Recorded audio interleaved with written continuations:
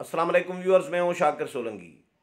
Viewers, cantonment board के इंतखाबात में हुक्मरान जमात पीटीआई को बहुत बुरी तरह शिकस्त का सामना करना पड़ा है। मुल्क भर में अपोजिशन जमातें ज़्यादा नशस्तें जीती हैं, पीटीआई कम जीती है। वजूहात क्या हैं, पीटीआई क्यों पीटीआई को शिकस्त का सामना करना पड़ा है। स्पेशली पंजाब में लाहौर, रावलपिंडी और मुल्तान में पीटीआई का रिज़ल्ट कोई अच्छा नहीं है। वजूहात क्या हैं, क्यों पीटीआई इस तरह हारी है, बुरी तरह शिकस्त खानी पड़ी है पीटीआई को। टोटल जो है व्यूअर्स, मुल्क भर में 60 नशस्तें अभी तक जो रिज़ल्ट आए हैं उनके मुताबिक पीटीआई ने 60 नशस्तें जीती हैं और अपोजिशन जमातों ने मिल मिला के 87 नशस्तें जीती हैं, जिनमें आज़ाद उम्मीदवार शामिल नहीं है, एमक्यूएम भी शामिल नहीं है। प्योर अपोजिशन की जो जमातें हैं, नून लीग और बाकी जमातें, उन्होंने तकरीबन 87 नशस्तें जीती हैं। और इसके अलावा नून लीग जो है, यानी इनमें शामिल है, नून लीग ने 59 नशस्तें जीती हैं। पीटीआई ने जो मुल्क भर में जीती हैं वो सिर्फ अकेले तकरीबन उसके बराबर ही 59 नशस्तें नून लीग ने जीती हैं। इसी तरह पीपल्स पार्टी ने 17 नशस्तें और जमात इस्लामी ने 7, बलूचिस्तान अवामी पार्टी ने 2 और अवामी नेशनल पार्टी ने 2 नशस्तें जीती हैं। पीटीआई ने टोटल 60 जो है नशस्तें जीती हैं, लेकिन उनके अलावा एमक्यूएम की 10 नशस्तें। अब ज़ाहिर है ये मरकज़ी कोई हुकूमत तो है नहीं कि इत्तेहाद शत्तेहाद कोई इस तरह का कोई हो, लेकिन एमक्यूएम की नशस्तों को पीटीआई को कोई फ़ायदा नहीं होगा।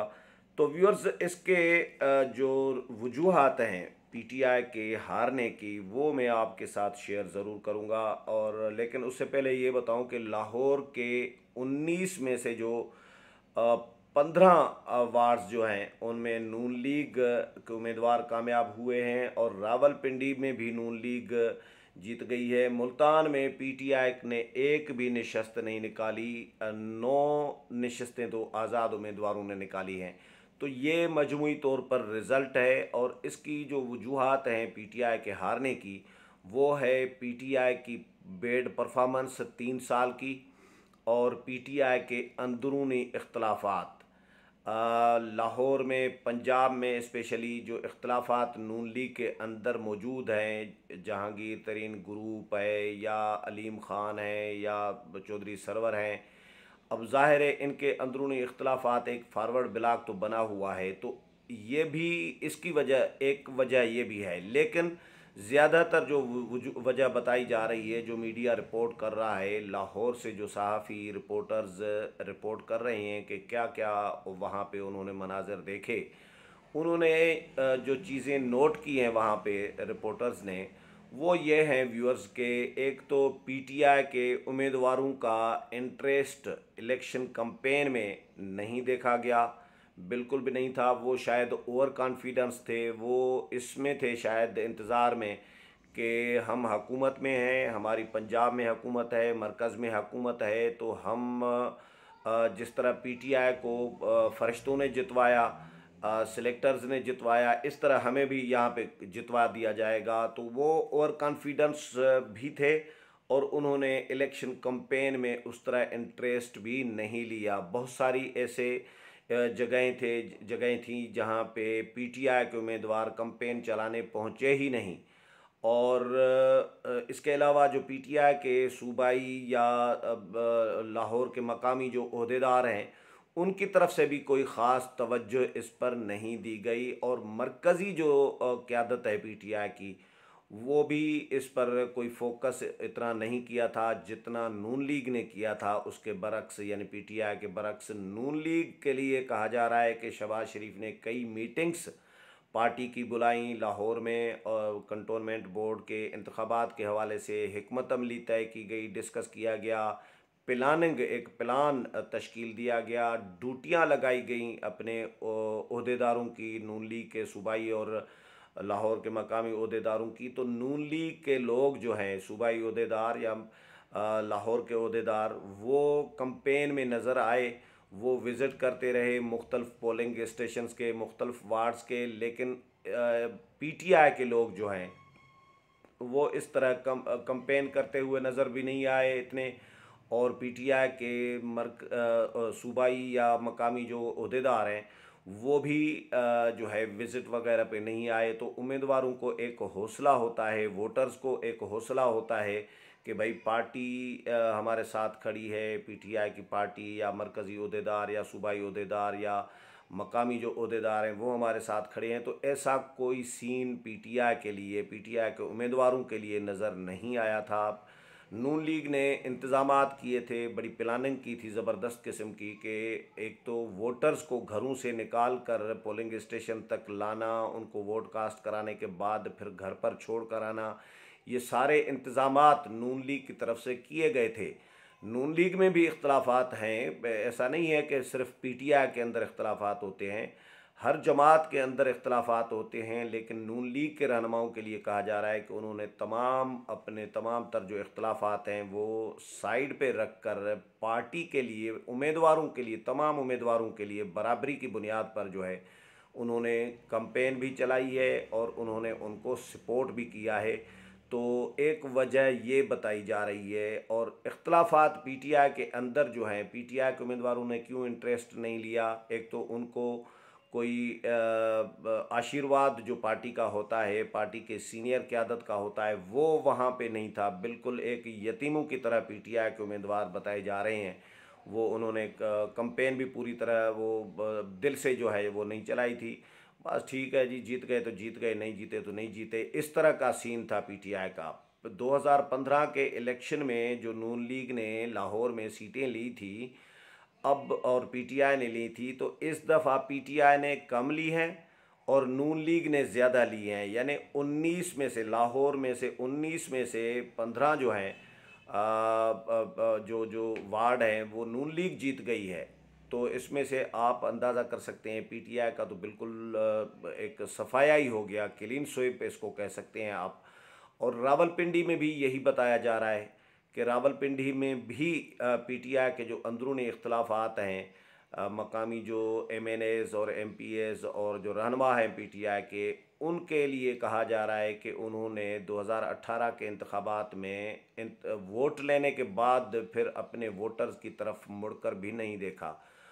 वो अपने हलकों में अपने अवाम के साथ, वोटर्स के साथ राबते में नहीं रहे 3 साल से।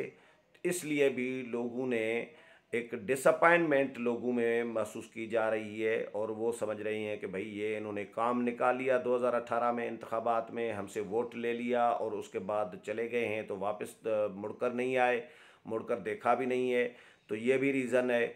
और दूसरा, परफॉर्मेंस, पीटीआई की ओवरऑल जो सूबाई हुकूमत की परफॉर्मेंस है, उस्मान बुज़दार की हुकूमत की या मरकज़ी हुकूमत की जो परफॉर्मेंस है, उसके भी असरात बताए जा रहे हैं कि उसकी वजह से भी पीटीआई हारी है। लोगों ने देख लिया है पीटीआई अब एक्सपोज हो गई है लोगों में। जो ज़िमनी इंतखाबात पंजाब में हुए थे आप लोगों के, वो भी सामने हैं। तो लाहौर, पंजाब में, केपी में, दोनों सूबों में पीटीआई की हुकूमत है, लेकिन दोनों सूबों में बहुत सारे हलके जो हैं, अभी रिसेंटली जो इंतखाबात हुए हैं, एक आधे हलके के अलावा बाकी बहुत सारे अक्सर हलके नून लीग जीत गई है, पीटीआई हार गई है। तो मुल्तान का भी यही असर है। मुल्तान में भी पीटीआई ने एक नशस्त नहीं ली। यहाँ केपीके में पेशावर में जो है पीटीआई ने कुछ नशस्तें ली हैं, लेकिन ओवरऑल मजमूई तौर पर ये पीटीआई की कोई फतह नहीं करार दी जा रही। सारी मीडिया भी इस पे डिस्कस कर रहा है कि हुकूमत में होते हुए, मरकज़ में हुकूमत, पंजाब में हुकूमत, केपी में हुकूमत, बलूचिस्तान में हुकूमत, गिलगित बल्तिस्तान में हुकूमत, कश्मीर में हुकूमत, मासवाए सिंध के पूरा पाकिस्तान पीटीआई की हुकूमत है। पीटीआई 2/3 मेजॉरिटी चाहे पीटीआई के पास न हो मरकज़ में, लेकिन तमाम सूबों में, गिलगित बल्तिस्तान में पीटीआई, मरकज़ में पीटीआई, कश्मीर में पीटीआई, पंजाब में, बलूचिस्तान में, केपी में, ये तो बड़ा मतलब इस तरह तो कभी भी शायद नहीं हुआ कि किसी एक जमात को, पीपल्स पार्टी को, नून लीग को इस तरह सारा का सारा पाकिस्तान दे दिया गया हो। और तो पीटीआई को ये एडवांटेज है, लेकिन उसके बावजूद पीटीआई की जो परफॉर्मेंस है वो इतनी बेड रही है कि लोग अब समझ गए हैं कि पीटीआई में से कुछ नहीं मिलना हमें। मईशत इन्होंने तबाह कर दी, बेरोज़गारी इन्होंने बढ़ाई है, लोगों को नौकरियां देने की बजाय लोगों को नौकरियां छीनी जा रही हैं। अभी रिसेंटली 16-17 हज़ार मुलाजमीन जो पीपल्स पार्टी ने बहाल किए थे, माजी की हुकूमतों के जो फारग किए गए मुलाजमीन थे, वो मौजूदा हुकूमत के दौर में सुप्रीम कोर्ट ने फारग कर दिया उनको। सरकारी मुलाजमीन को 16-17 हज़ार घरों का चूल्हा बुझा दिया। अब जाहिर है ये लोग पीटीआई को किस मुंह से सपोर्ट करेंगे, क्यों सपोर्ट करेंगे?